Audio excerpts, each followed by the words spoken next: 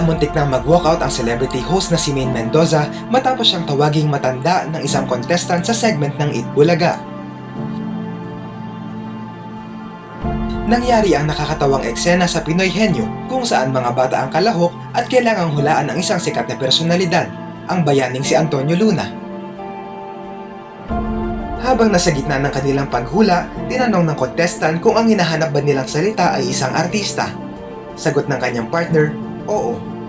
Sunod na tanong niya, babae ba ito? Muli, ang sagot ng kanyang kapartner ay oo. Ngunit ang sumunod na tanong ang ikinagulat ng lahat dahil tinanong niya kung matanda raw ba ito. Sagot ulit ng kanyang kapartner ay oo. Dito na muling nanghula ang contestant at binanggit ang pangalan ni Maine Mendoza.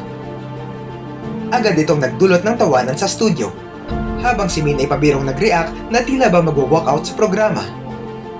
Biro ni Maine, grabe naman sila sa matanda. Isang simpleng palaro pero naging viral moment dahil sa natural na kulitan at nakakatawang reaksyon ng lahat.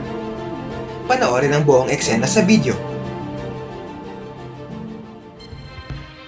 Hindi! Alam mo! Ikaw. Wow.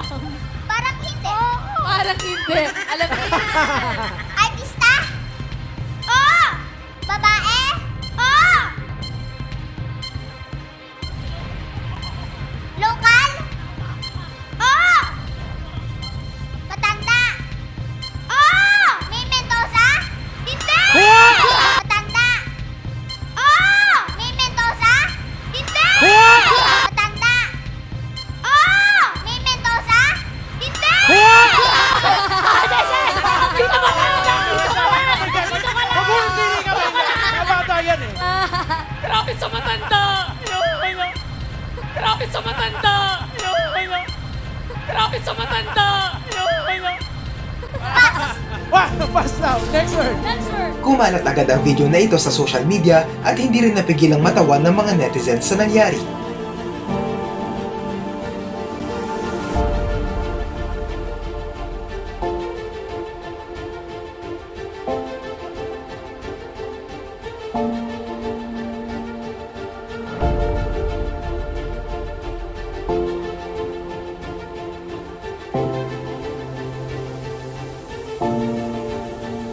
Ano ang masasabi nyo rito?